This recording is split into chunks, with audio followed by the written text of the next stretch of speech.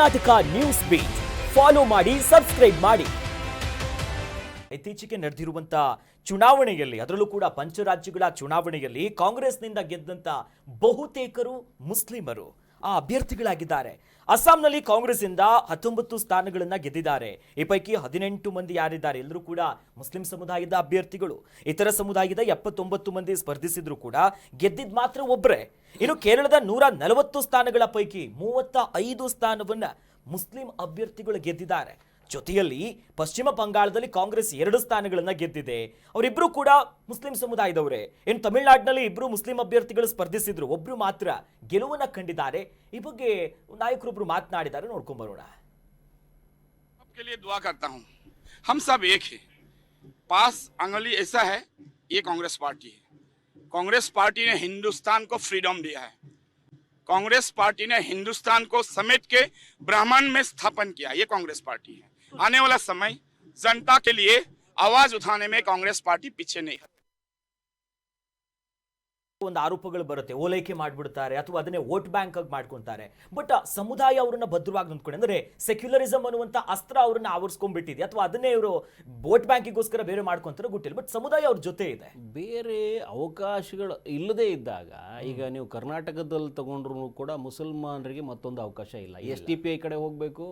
ಮೊದಲು ಜನತಾದಳ ಕಡೆ ಇದ್ರು, ಈಗ ಜನತಾದಳ ಸಿದ್ಧಾಂತವನ್ನ ಬಿಟ್ಟು ಈ ಕಡೆ ಜಾತ್ಯತೀತ ಅನ್ನೋ ಕಾನ್ಸೆಪ್ಟ್ ಇಂದ ಬಂದು ಸೈದ್ಧಾಂತಿಕ ನಿಲುವನ್ನೆಲ್ಲವೂ ಬಿಟ್ಟು ಈಗ NDA ಜೊತೆಗೆ ಹೋಗಿರೋದ್ರಿಂದ ಅವರಿಗೂ ಅವಕಾಶಗಳು ಬೇರೆ ಇಲ್ಲ. ಸ್ವಲ್ಪ ಒಂದು ಪ್ರಾದೇಶಿಕ ಪಕ್ಷವನ್ನು ಕಟ್ಟೋದಕ್ಕೆ ಯಾರಿಗಾದ್ರೂ ಒಂದು ಬೆಂಬಲ ಸೂಚಿಸಬೇಕು. ಈಗ ಜಮೀರ್ ಗಿಮೀರ್ ಅಂತವ್ರನ್ನ ಏನೋ ಬೆಂಬಲಿಸ್ಕೊಂಡು ನಿಂತ್ಕೋಬೇಕು. ಇಲ್ಲದೇ ಇದ್ರೆ ಮತ್ತೆ ಕಾಂಗ್ರೆಸ್ಸನ್ನೇ ಹೋಗ್ಬೇಕು. ಅವ್ರು ಅಸ್ಸಾಮಲ್ಲಿ ನೋಡಿ 19 ಜನರಲ್ಲಿ 18 ಜನ ಮುಸ್ಲಿಂ ಸಮುದಾಯದ ನಾಯಕರೇ ಗೆದ್ದಿದ್ದಾರೆ. ಇನ್ನು 71ರಲ್ಲಿ 79 ಬೇರೆ ಇತರೆ ಇದರಲ್ಲಿ ಬರೀ ಗೆದ್ದಿರೋದು ಒಂದೇ. ಇನ್ನು ಈ ಕೇರಳದಲ್ಲಿ ಹೋದರೆ 140 ಪೈಕಿ 35 ಜನ ಇವರೇ ಗೆದ್ಕೊಂಡು ಕೂತ್ಕೊಂಡಿದ್ದಾರೆ. ಹಾಗಾಗಿ ಕಾಂಗ್ರೆಸ್ ಅಂತ ಬಂದ್ರೆ ಅದು ಮುಸಲ್ಮಾನರು ಅಂತ. ಮುಸಲ್ಮಾನರು ಇಲ್ಲದೆ ಕಾಂಗ್ರೆಸ್ಸನ್ನ ಈಗ ನೀವು ದಾವಣಗೆರೆ ಲೆಕ್ಕ ಹಾಕೊಂಡ್ರೆ ಮುಸಲ್ಮಾನ ಸಮುದಾಯಕ್ಕೆ ಎಂತೆಂಥ ಅವಮಾನಗಳಾಗೋಯ್ತು. ಆದ್ರೆ ಒಂದು ಸಣ್ಣ ಕಬಾಬಿಗೆ ಈ ಮನುಷ್ಯ ಬಿದ್ದೋಗ್ಬಿಟ್ಟ ಪೈಲ್ವಾನು. ಅದು ಮತ್ತೆ ವಾಪಸ್ ಬಂದ. ದೊಡ್ಡ ದೊಡ್ಡ ಅವಮಾನಗಳಿದು. ನಿಮ್ಮ ಗರಡಿಗೆ ಇಳಿತೀರಿ, ಒಂದು ಸವಾಲು ಹಾಕ್ತೀರಿ, ಮತ್ತು ಒಂದು ಸಣ್ಣ ಒಂದು ಆಮಿಷಕ್ಕೆಲ್ಲ ಬಂದು ಒಳಗಡೆ ಬಿದ್ದು ಬಿಡ್ತೀರಿ. ಇವೆಲ್ಲ ನೋಡಿದ್ರೆ ಏನನ್ಸುತ್ತೆ ಅಂತಂದ್ರೆ, ನಿಮ್ಮ ಸಮುದಾಯದ ಚಿಂತನೆ ಏನಿದೆ ಅದನ್ನ ಬರೀ ಕಾಂಗ್ರೆಸ್ ಮಾತ್ರ ಈಡೇರಿಸುತ್ತೆ ಅನ್ನುವಂಥದ್ದು ಏನು ನಂಬಿಕೊಂಡು ಕೂತ್ಕೊಂಡಿದ್ದೀರೋ ಅದಕ್ಕೆ ದಾವಣಗೆರೆಯಲ್ಲಿ ನಿಮ್ಗೆ ಸರಿಯಾಗಿ ಕೊಟ್ಟಿದ್ದಾರೆ.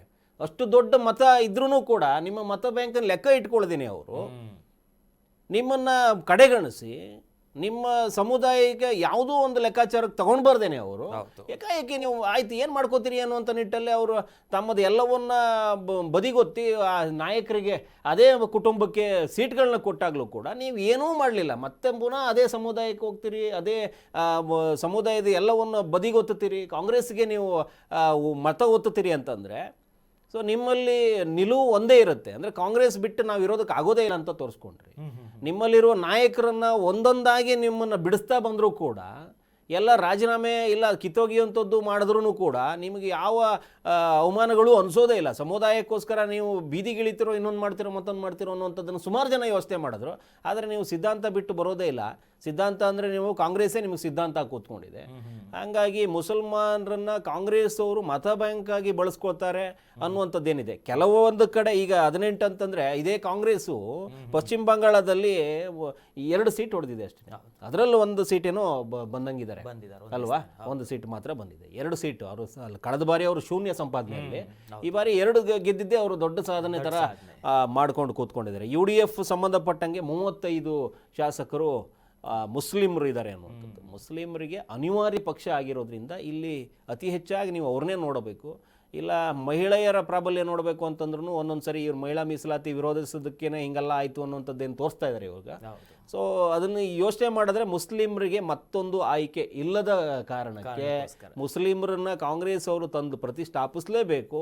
ಮುಸಲ್ಮಾನ್ ಬಂಧುಗಳು ಯಾರು ನಿಂತ್ಕೊಂಡಿದ್ದಾರೋ ಅವ್ರನ್ನ ಗೆದ್ದು ಮುನ್ನೆಲೆಗೆ ತರಲೇಬೇಕು. ಅತಿ ಹೆಚ್ಚು ಮತದಾರರು ಎಲ್ಲಿದ್ದಾರೋ ಅಲ್ಲಿ ಅವರು ಆಯ್ಕೆಗಳು ಮಾಡೋದೇ ಮುಸಲ್ಮಾನರಿಗೆ ಅದೊಂದು ಪಕ್ಷ ಕೂತ್ಕೊಂಡಿದೆ. ಆ ಸಿದ್ಧಾಂತಕ್ಕೆ ಅವರು ಬದ್ಧವಾಗಿದ್ದಾರೆ. ಎಲ್ಲೋ ಒಂದು ಕಡೆ ದಾವಣಗೆರೆ, ಕರ್ನಾಟಕ ಇದನ್ನೆಲ್ಲ ಹೊರತುಪಡಿಸಿದ್ರೆ ಹೊರಗಡೆ ಅವರಿಗೆ ಮುಸ್ಲಿಮರಿಗೆ ಮತ್ತೊಂದು ಆಯ್ಕೆ ಇಲ್ಲ ಸದ್ಯದ ಪರಿಸ್ಥಿತಿಯಲ್ಲಿ. ಹಾಗಾಗಿ ಅವರು ಗೆದ್ದು ಬರೋದು, ಅವರ ಸಂಖ್ಯಾಬಲ ತೋರಿಸೋದು, ಅದು ಕಾಂಗ್ರೆಸ್ಸಿಗೆ ಬೇಕಾಗುತ್ತೆ ಮತ್ತು ಮುಸಲ್ಮಾನರಿಗೂ ಆ ಪಕ್ಷ ಬೇಕೇ ಬೇಕು. ಇದರಲ್ಲಿ ಯಾವ ಬದಲಾವಣೆಗಳನ್ನು ಸದ್ಯದ ಮಟ್ಟಿಗೆ ನಿರೀಕ್ಷೆ ಮಾಡೋದಕ್ಕಾಗೋದಿಲ್ಲ. ಎಲ್ಲಿ BJP ಬಂದು ಕೂತ್ಕೊಳ್ಳುತ್ತೋ ಅಲ್ಲಿ ಇವ್ರುಗಳ ಸಂಖ್ಯೆ ಕ್ಷೀಣಿಸ್ತಾ ಹೋಗುತ್ತೆ. ಅವರದ್ದೇ ಪಕ್ಷ ಹೇಳುವಂತೆ ಅವರ ಯಾರೋ ಒಬ್ಬ ಮುಖಂಡ ಹೇಳ್ತಾ ಇದ್ದಾನೆ, ನಾವೆಲ್ಲ ಒಂದು ಅನ್ನೋಂಥದ್ದನ್ನು ಕೈ ತೋರಿಸಿದ್ರು. ಸೊ ಈಗ ಆ ಕೈನೆಲ್ಲ ಮುರಿತಾ ಬಂದಿದ್ದಾರೆ. ಉತ್ತರದಲ್ಲಿ ಯಾವ ಕೈನೂ ಇಲ್ಲ, ಈಗ ಕಮಲ ಅರಳಿ ನಿಂತಿದೆ. ಆ ಕೆಳಗಡೆ ಕೂತಿರುವಂಥದ್ದು ಎಲ್ಲ ಕೆಸರಲ್ಲಿ ಮುಚ್ಚೋಗ್ಬಿಟ್ಟಿದೆ, ಕಮಲದ ಕೆಸರಲ್ಲಿ ಮುಚ್ಚೋಗ್ಬಿಟ್ಟಿದೆ.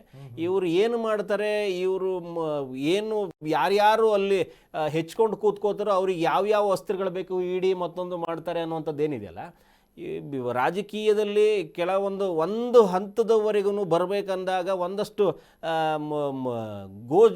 ಗೋಜಲು ಎಬ್ಬಿಸ್ಕೊಂಡಿರ್ತಾರಲ್ಲ, ಅದನ್ನೆಲ್ಲ BJP ಕಣ್ಣಿಟ್ಟು ನೋಡ್ತಾ ಇರುತ್ತೆ. ಎಲ್ಲಿ ಅವರು ಆಟಾಟುಪ್ಪ ಹೆಚ್ಚಾಗುತ್ತೋ ತಮ್ಮ ಅಸ್ತ್ರಗಳನ್ನು ಬಿಡ್ತಾರೆ, ಬುಟ್ಟಿಗೆ ಹಾಕೋತಾರೆ. ಈಗ ರಾಘವ್ ಚೆಡ್ಡನು ಸುಮ್ಮನೆ ಹೋಗ್ಲಿಕ್ಕೆ ಅಂತೂ ಸಾಧ್ಯ ಇಲ್ಲ. ಸುವೇಂದು ಅಧಿಕಾರಿನೂ ಸುಮ್ಮನೆ ಹೋಗಿ ನಿಂತ್ಕೊಂಡಿಲ್ಲ. ಅಲ್ಲಿ ಹಿಂದುತ್ವದ ಅಡಿಯಲ್ಲಿ ನಾವೆಲ್ಲ ಒಂದು ಅನ್ನೋದು ತೋರಿಸ್ತಾ ಇದ್ದಾರೆ ವಿನ ಅವರ ಆರೋಪಗಳು, ಅವ್ರ ಮೇಲೆ ಬಂದಿರುವಂಥ ಆರೋಪಗಳು, ಇನ್ನೊಂದು ಮತ್ತೊಂದು CCTVಯಲ್ಲಿ ಸಿಕ್ಕಾಕೊಂಡಿರೋದೆಲ್ಲ ನೋಡಿದ್ರೆ ಹಿಂದೆ ಇದ್ದ ಪಕ್ಷದಲ್ಲಿ ಅವರು ಭ್ರಷ್ಟ, BJPಗೆ ಬಂದಾದ್ಮೇಲೆ ಅದು ಹೆಂಗೆ ತೊಳೆದು ಕ್ಲೀನ್ ಮಾಡಿ ಎಲ್ಲ ವಾಶ್ ಮಾಡ್ಕೊಂಡು ಈಚೆ ಬಂದಂಗಿದೆ. ಸೊ ಇದೆಲ್ಲ ನೋಡ್ತಾ ಇದ್ರೆ ರಾಜಕೀಯದಲ್ಲಿ ಇದೇನು ಹೊಸದಲ್ಲ. ಹಾಗಾಗಿ ಕಾಂಗ್ರೆಸ್ಸಿಗೆ ಮುಸಲ್ಮಾನರನ್ನ ಬಿಟ್ಟರೆ ಬೇರೆ ಯಾವುದೇ ಮತ ಬ್ಯಾಂಕ್ ಇಲ್ಲ ಅವರಿಗೆ. ಅಹಿಂದ ವಿಚಾರದಲ್ಲಿ ಕರ್ನಾಟಕ ಇನ್ನೊಂದು ಮತ್ತೊಂದು ಮಾಡ್ಕೋಬೋದೇ ವಿನ ಕಾಂಗ್ರೆಸ್ಸಿಗೆ ಮತ್ತೊಂದು ಆಯ್ಕೆ ಇಲ್ಲ ಸದ್ಯದ ಪರಿಸ್ಥಿತಿಯಲ್ಲಿ. ಪಶ್ಚಿಮ ಬಂಗಾಳದಲ್ಲಿ ಎಷ್ಟೇ ಓಲೈಕೆ ಮಾಡಿದ್ರು ಕೂಡ ಈಗ ಮುಸಲ್ಮಾನರು ಅವ್ರನ್ನ ಕೈ ಹಿಡಿಬೇಕೇ ವಿನಃ ಬೇರೆ ಯಾರೂ ಹಿಡಿಯೋದಿಲ್ಲ. ಈಗ ಇನ್ನೊಂದು BJPಯೇತರ ಯಾವುದೇ ಪಕ್ಷ ಇದ್ರೂ ಕೂಡ ಮುಸ್ಲಿಂ ಓಲೈಕೆ ಅನಿವಾರ್ಯ ಮತ್ತು ಅಗತ್ಯ. ಹಾಗಾಗಿ ಅಲ್ಲಿ BJPಯೇತರ ಯಾವುದೇ ಪಕ್ಷ ತಗೊಂಡ್ರು ನೀವು ಅಲ್ಲಿ ಮುಸಲ್ಮಾನರ ಶಾಸಕರ ಸಂಖ್ಯೆ ಹೆಚ್ಚುತ್ತೆ. ಅಂದ್ರೆ ಒಂದ್ ಕಡೆ ಈ ರಾಜಕೀಯದಲ್ಲಿ ಈಗ ಒಂದು ಪಾರ್ಟಿ ಒಂದು ಸಮುದಾಯನೂ ಜಾಸ್ತಿ ಓಲೈಕೆ ಮಾಡ್ತಿರೋದು, ಅವ್ರಿಗೋಸ್ಕರ ರಿಸರ್ವೇಶನ್ ಅಥವಾ ಅವ್ರ ಪರವಾಗಿ ಕೆಲಸ ಮಾಡೋದು, ಈ ಸಮಗ್ರ ಅಭಿವೃದ್ಧಿ ಎಲ್ಲಾಗುತ್ತೆ ಅಂತ ಹಿಂಗಾಗ್ತಾ ಹೋಗ್ತಾ ಇದ್ರೆ ಸಮಗ್ರ ಅಭಿವೃದ್ಧಿಯ ಚಿಂತನೆ ಇಟ್ಕೊಂಡು ಬರ್ತಾ ಇದ್ದೀವಿ ಅನ್ನುವಂಥ ಕಲ್ಪನೆ ಯಾರಿಗೂ ಇಲ್ಲ. ಇವರಿಗೆ ಓಲೈಕೆ ರಾಜಕಾರಣ, ನೀವು ಹೇಳ್ದಂಗೆನೆ ಓಲೈಕೆ ಮಾಡೋದ್ರಲ್ಲೇ ಈಗ ತುಷ್ಟೀಕರಣ ಮಾಡಿದ್ದಕ್ಕೇನೆ ಪಶ್ಚಿಮ ಬಂಗಾಳದಲ್ಲಿ ಇವತ್ತು ಮಮತಾ ಬ್ಯಾನರ್ಜಿಗೆ ದೊಡ್ಡ ಮಟ್ಟದ ಏಟು ಬಿದ್ದಿರುವಂಥದ್ದು. ಈಗ ನೀವು ಮುಸಲ್ಮಾನರಿಗೆ ಮಾಡೋದನ್ನ ಮಾಡಬೇಕು, ಹಂಗಂತ ಹಿಂದೂಗಳನ್ನ ಪೂರ್ತಿ ತುಳಿದ್ರೆ ಒಂದು ವರ್ಗವನ್ನ ಓಲೈಸೋದಕ್ಕೋಸ್ಕರ ಇನ್ನೊಂದು ವರ್ಗವನ್ನ ತುಳಿಯೋದಕ್ಕೆ ಪ್ರಯತ್ನ ಪಟ್ರಲ್ಲ, ಇದು ದೊಡ್ಡ ಹೊಡೆತ ಬೀಳ್ತಾ ಬರುವಂಥದ್ದು. ನೀವು ಇವರಿಗೆ ಕೊಡೋದನ್ನ ಕೊಟ್ಟು ಇಲ್ಲಿ ಇನ್ನೊಂದು ವರ್ಗವನ್ನ ಸಹಬಾಳ್ವೆಯೊಂದಿಗೆ ಅವರಿಗೆ ಏನು ಬೇಕು ಆ ಸಮಗ್ರ ಚಿಂತನೆಯನ್ನ ಮಾಡ್ಕೊಂಡು ಹೊರಟೋಗಿದ್ರೆ ಇವತ್ತು ಪಶ್ಚಿಮ ಬಂಗಾಳದಲ್ಲಿ ದೀದಿನ ಈ ಮೋದಿ ಬಂದು ಕೆಡುತ್ತಿರ್ಲಿಲ್ಲ. ಮೋದಿಯ ಚಿಂತನೆ, ಮೋದಿಯ ಅಥವಾ ಚಾಣಾಕ್ಷತನ ಏನು ಅಮಿತ್ ಶಾದಿದೆ, ಅವರ ಮಾತುಗಳಷ್ಟೇ ಇತ್ತು. ನಿಮ್ಮನ್ನ ಭಯಭೀತರನ್ನಾಗಿ, ಯಾರನ್ನ ಭಯಭೀತರನ್ನಾಗಿ? ಹಿಂದೂಗಳಿಗೆ ನೇರ ಸ್ಟೇಟ್ಮೆಂಟ್ ಕೊಟ್ರು, ನಿಮಗೆ ಯಾರು ಭಯಭೀತರನ್ನಾಗಿ ಇಟ್ಟಿದಾರೋ ಅವರಿಂದ ನಾವು ಮುಕ್ತಗೊಳಿಸ್ತೀವಿ ನಿಮ್ಮನ್ನ ಅನ್ನುವಂಥ ಸ್ಟೇಟ್ಮೆಂಟ್.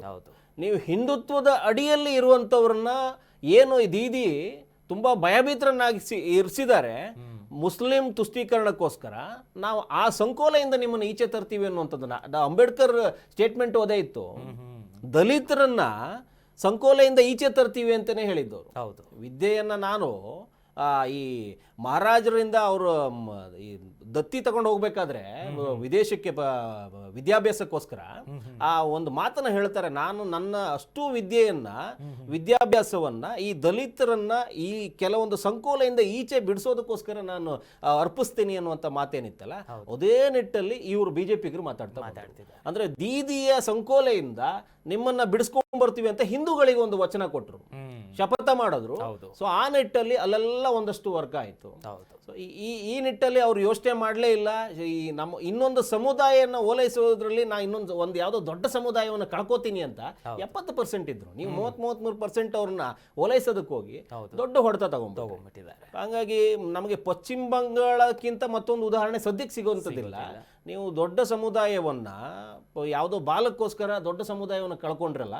ಹಾಗಾಗಿ ಇದು ಎಲ್ರಿಗೂ ಪಾಠ. ಇದು ಈ ನಾಳೆ ಕಾಂಗ್ರೆಸ್ಗೂ ಕೂಡ ಪಾಠ ಆಗುತ್ತೆ. ಕರ್ನಾಟಕದಲ್ಲಿ ಸದ್ಯದ CM ಮುಸಲ್ಮಾನರ ಪರವಾಗಿ ನಿಂತ್ಕೋತೀನಿ, ದೊಡ್ಡ ಮಟ್ಟಕ್ಕೆ ಸದ್ದು ಮಾಡ್ತೀನಿ ಅಂದ್ರೂ ಕೂಡ ಇನ್ನೊಂದು ವರ್ಗ ನಿಮ್ಮನ್ನ ಕಣ್ಣಿಟ್ಟು ನೋಡ್ತಾ ಇದೆ ಅನ್ನುವಂಥದ್ದನ್ನ ಗಮನಿಸ್ಬೇಕು. ಅಲ್ಲಿಯ ಪರಿಸ್ಥಿತಿ ಇಲ್ಲಿಗೆ ತಂದಿಟ್ಕೋಬೇಡಿ. ಎಲ್ಲರನ್ನೂ ಒಂದಾಗ ಕರ್ಕೊಂಡೋಗಿ ದೊಡ್ಡ ಸಮುದಾಯದ ಬೆಳವಣಿಗೆಯಲ್ಲಿ ನಿಮ್ಮ ಪಾಲು ಇರಲಿ. ಹೌದು. ಮುಸಲ್ಮಾನರು ನಮ್ಮ ಜೊತೆಗಿದ್ದಂಥವ್ರು ಅವ್ರ ಜೊತೆಗೂ ಸಹಬಾಳ್ವೆ ಮಾಡುವಂಥದ್ದಕ್ಕೆ ಇದೆ. ಎಲ್ಲೋ ಕಿಡಿಗೇಡಿ ಕೃತ್ಯದಿಂದಾಗಿ ಒಂದು ಸಮುದಾಯವನ್ನು ಪೂರ್ತಿ ಪ್ರಮಾಣದಲ್ಲಿ ಏನೋ ತುಷ್ಟೀಕರಣ ಮಾಡಿಬಿಡ್ತೀನಿ ಅನ್ನುವಂಥ ನಿಲುವಿಗೆ ಯಾರೂ ಬರಬಾರ್ದು. ಬಂದಲ್ಲಿ ದೇಶದ ಒಗ್ಗಟ್ಟು ಹೊಡಿತೀರಿ, ನಿಮ್ಮ ರಾಜಕೀಯ ಹಿತಾಸಕ್ತಿಗೆ ದೇಶವನ್ನು ಒಡೆದು ಕೂತ್ಕೋತೀರಿ. ಅದು ಮಾಡಬೇಡಿ. ಸಮಗ್ರ ಚಿಂತನೆ ಇರಲಿ. ನೀವು ಹೇಳ್ದಂಗೆ ಒಟ್ಟೊಟ್ಟಿಗೆ ಕರ್ಕೊಂಡು ಹೋಗೋದಕ್ಕೆ ಒಂದು ಓಲೈಕೆ ಬೇಡ, ಒಂದು ಸಮಗ್ರ ಚಿಂತನೆ ಇರಲಿ. ಎಲ್ಲರನ್ನು ಒಟ್ಟಿಗೆ ಕರ್ಕೊಂಡು ಹೋಗುವಂಥ ಭಾವನೆ ಬರಲಿ. ಆಗಲೇ ನಾವು ಸುಭದ್ರ ಭಾರತವನ್ನು ನೋಡ್ಬೋದು. ಕರ್ನಾಟಕ ನ್ಯೂಸ್ ಬೀಟ್ ಫಾಲೋ ಮಾಡಿ, ಸಬ್ಸ್ಕ್ರೈಬ್ ಮಾಡಿ.